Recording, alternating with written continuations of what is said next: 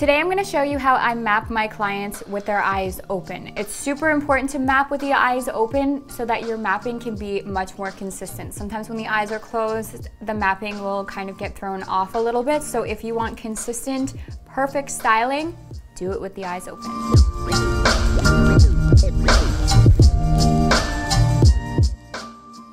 So first things first, I'll get my client to look straight ahead so that her eyes aren't looking to the left or the right because that can throw it off as well. First thing I'm gonna do is take an eyeliner or a Sharpie as long as it is non-toxic, but today I'm using an eyeliner. And you're gonna, again, look straight ahead and mark where the pupil is. So that marks the middle of the eye. Put a dot where the pupil is. That's the middle of the eye.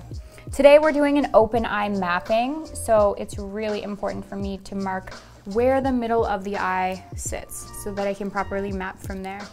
Now, I'm really lucky because Tait's eyes are like a very straight canvas. She doesn't have a lot of lift in certain areas and a lot of like drops in other areas, so she's gonna look beautiful with an open eye mapping. Now that I've marked where the middle of the eye is, I'm gonna see how big I want my open eye section to be. I'm gonna mark that. And your open eye section doesn't have to be the exact same width on one side as the other. It can be wherever you want it to be, whatever you think would best suit your client. So I think about here to here would be lovely for her.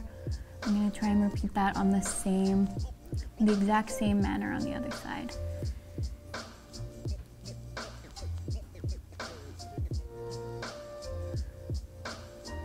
I might move this one over a touch, and guys, you can just remove this with your lash bath after. That's about where I want my mapping to be. So that's my emphasis area.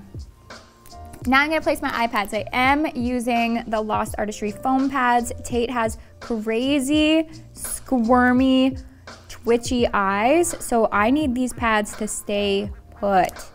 So our foam eye pads are super, super sticky. Great for people whose pads move all over the place during services.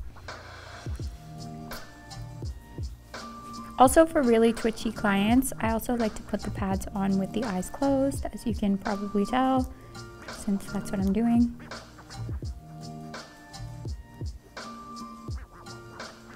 Once these eye pads are placed, there's no taking them off until after the service. It's on there for life.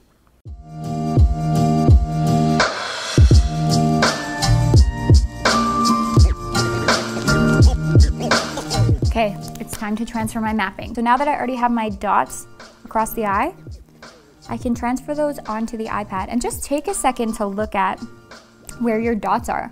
Would you have assumed that where your middle dot is, would you have assumed that's the middle of the eye? Usually the answer is no, which means that maybe your shaping would have been a little bit thrown off had you not mapped with the eyes open. I always like to look at that. Now for today's mapping, I am really working in layers, so my mapping's gonna be quite unique. I'm gonna first work on the bottom layer, and then my middle layer, and then my top layer. So it's a very different mapping technique, and that's gonna be in another video. This is gonna be a very spiked, really dense spiked set.